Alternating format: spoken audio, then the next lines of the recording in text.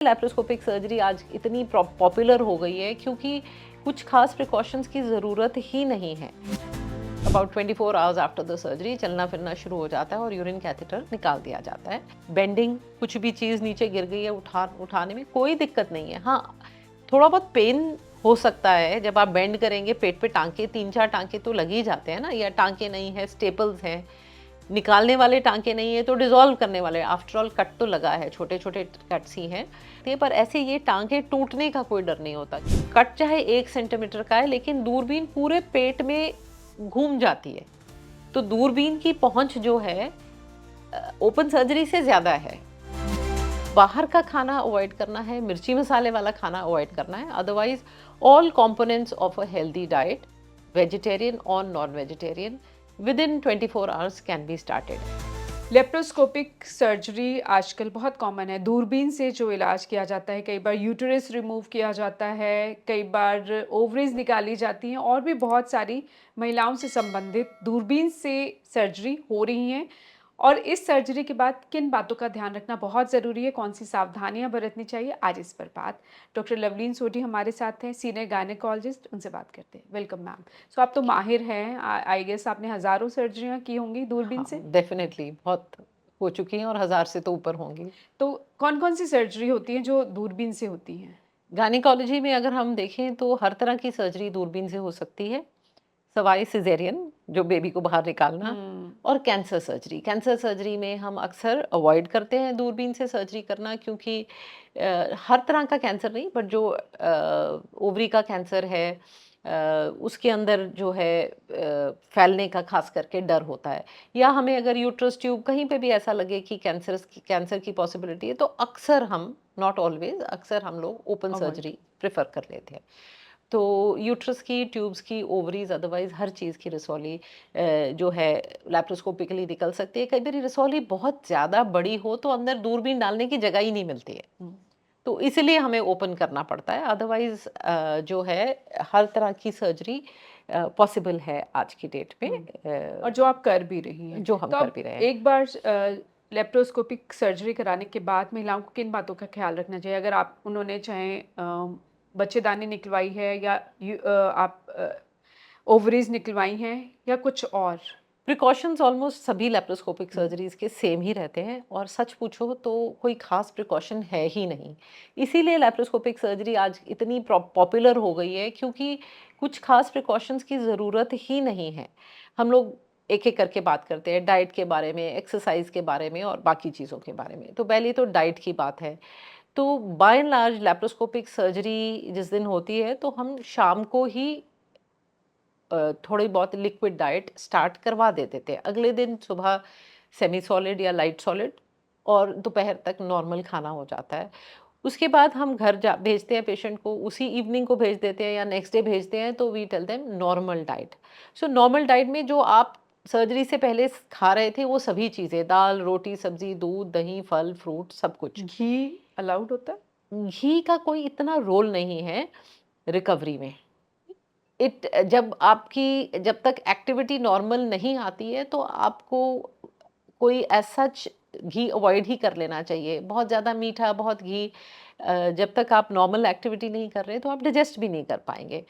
तो दूसरी बात ये है कि बाहर का खाना इज़ अवॉइडेबल किसी भी सर्जरी के बाद, लैप्रोस्कोपिक सर्जरी, क्योंकि बाहर के खाने से आपको इन्फेक्शन हो गई तो there will be so much confusion. या बहुत मिर्ची मसाले वाला खाना है, उससे पेट दर्द शुरू हो गया तो फिर कन्फ्यूजन, क्योंकि एंटीबायोटिक्स चल रहे हैं, दवाइयाँ चलती हैं, उनसे भी पेट में दर्द हो सकता है। तो बाहर का खाना अवॉइड करना है, मिर्ची मसाले वाला खाना अवॉइड करना है। Otherwise all components of a healthy diet, vegetarian और non vegetarian, within 24 hours can be started. उसमें हम लोग ये ज़रूर कहते हैं कि जैसे छोले राजमा टाइप की चीज़ें हैं जो उनमें से जिनसे अक्सर लोगों को ब्लोटिंग होती है, गैस बनती है, तो उनको थोड़ा-सा डिले कर सकते हैं 1-2 दिन। फ्रूट्स जो है, पहले आप सॉफ्ट फ्रूट, सब्जियाँ भी पहले सॉफ्ट सब्जियाँ स्टार्ट कर लीजिए। तो पपीता, चीकू, केला, इस तरह के फ्रूट्स पहले स्टार्ट कर लें, और 1 आध दिन के अंदर विदिन से about 48 to 72 hours everything except बाहर का खाना। हुँ। और घी का रिकवरी में कोई रोल नहीं है, रोल है तो प्रोटीन का है, विटामिन्स का है। तो मेक श्योर आपकी डाइट में इनफ प्रोटीन है। तो एग्स वगैरह लेते हैं तो वो ले सकते हैं, नहीं लेते तो घर का बना हुआ पनीर, दूध, दही ले सकते हैं।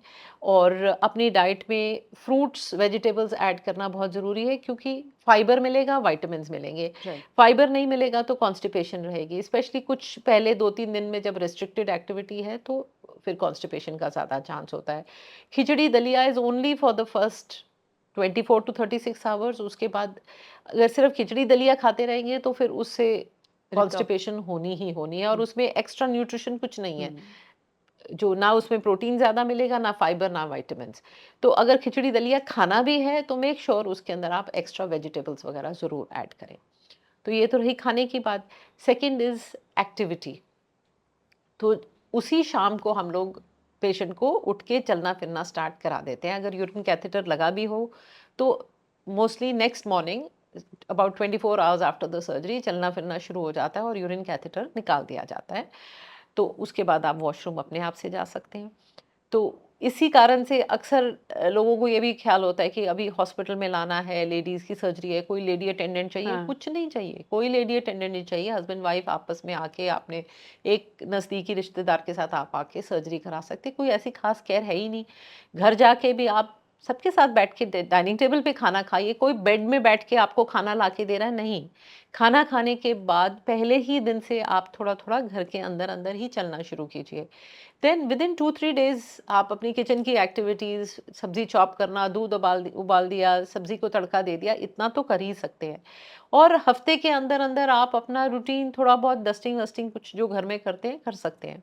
बेंडिंग, कुछ भी चीज़ नीचे गिर गई है उठाने में कोई दिक्कत नहीं है। हाँ, थोड़ा बहुत पेन हो सकता है जब आप बेंड करेंगे, पेट पे टाँके 3-4 टाँके तो लग ही जाते हैं ना, या टाँके नहीं है, स्टेपल्स हैं। निकालने वाले टाँके नहीं है तो डिज़ॉल्व करने वाले, आफ्टर ऑल कट तो लगा है, छोटे-छोटे कट्स ही हैं।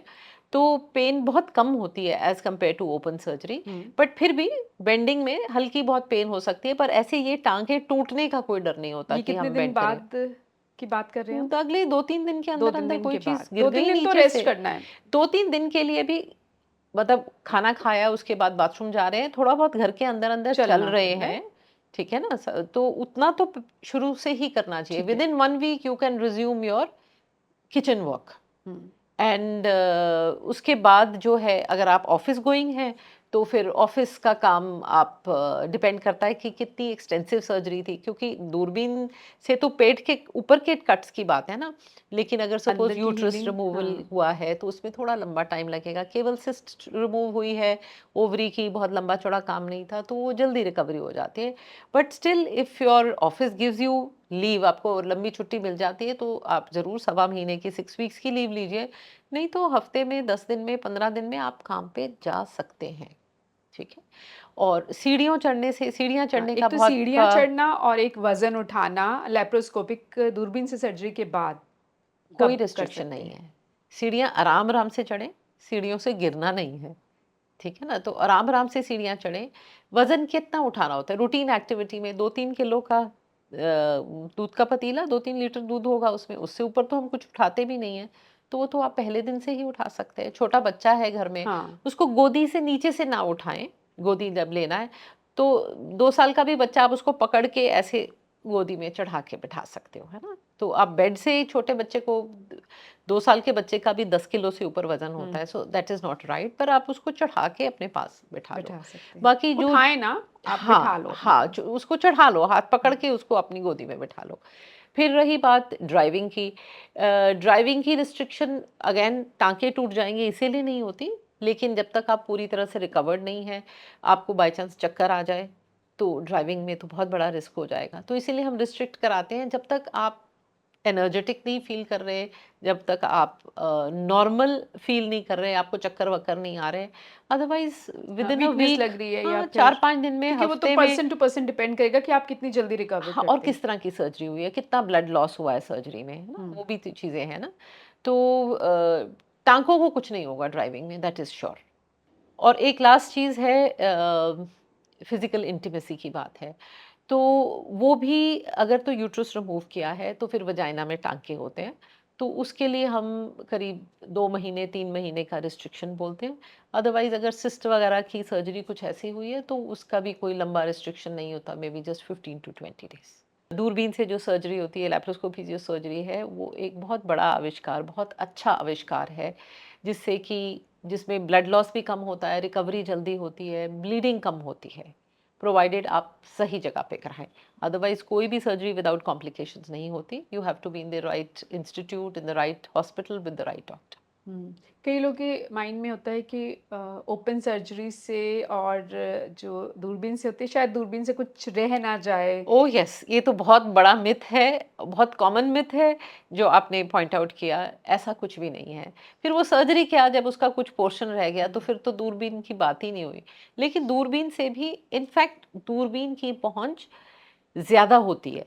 जब हम कट देते हैं पेट के ऊपर, हम 5 इंच का, 6 इंच का कट दे देंगे, अगर वो नीचे वाले पोर्शन में है पेट के, तो हमें ऊपर का कुछ नज़र नहीं आता। यहाँ पे कट चाहे 1 सेंटीमीटर का है, लेकिन दूरबीन पूरे पेट में घूम जाती है।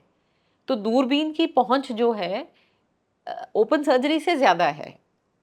सो हुँ। कुछ छूटने का सवाल ही नहीं। अगर हमें कहीं पे भी लगे कि इससे सर्जरी इनकम्प्लीट होती है, हो जाएगी, रह जाएगी, तो फिर हम ओपन सर्जरी, ऑलमोस्ट ऑलवेज़ हम पेशेंट से ओपन सर्जरी की कंसेंट लेके ही सर्जरी स्टार्ट करते हैं कि कुछ अलग चीज़ हो जाए, इंटरनली कोई ब्लीडिंग हो जाए।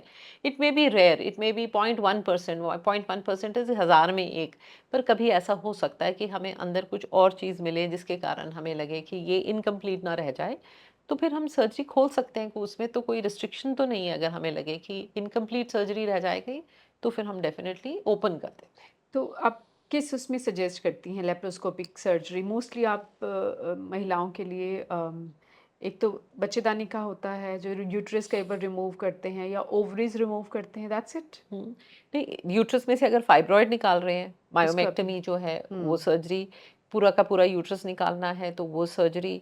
ट्यूब्स अगर किसी की निकालनी है, ट्यूब्स में डैमेज है या ट्यूब्स कहीं पे चिपकी हुई हैं, ट्यूब्स को चेक करना कि ट्यूब्स में कहीं ब्लॉकेज तो नहीं है, तो ट्यूब्स के रिलेटेड, ओवरी में सिस्ट है, ट्यूमर है, उसको निकालना, जहाँ तक अगर हमें पता है कि कैंसरस नहीं है, अगर हमें उस बात की तसल्ली है कि कैंसरस नहीं है, तो फिर हम वो दूरबीन से निकाल देते कितना हैं। वक़्त लग जाता है इन वो सर्जरीज़ डिपेंड में? करता है सर्जरी किस चीज़ के लिए हो रही ओपन है ना। सर्जरी में ज़्यादा टाइम लगता है और लैप्रोस्कोपिक सर्जरी नहीं, में कम, ओपन ऐसा है? सर्जरी से टाइम यूजुअली थोड़ा कम लगता है लैप्रोस्कोपिक सर्जरी में, क्योंकि जो पेट खोलने का और पेट बंद करने का टाइम हमारा बच जाता है, तो कम से कम 20 मिनट 25 मिनट तो इसी में सेव हो जाते हैं। जो क्योंकि यूट्रस या जो भी हमने सर्जरी की प्रोसीजर कंप्लीट कर लिया, उसके बाद यूट्रस को हम लेयर्स में बंद करते हैं, तो 10 से 15 मिनट तो उसमें लगते ही लगते हैं। जब खोलते हैं तो 5 से 10 मिनट उसमें लगते हैं, so approximately 20 minutes we can save.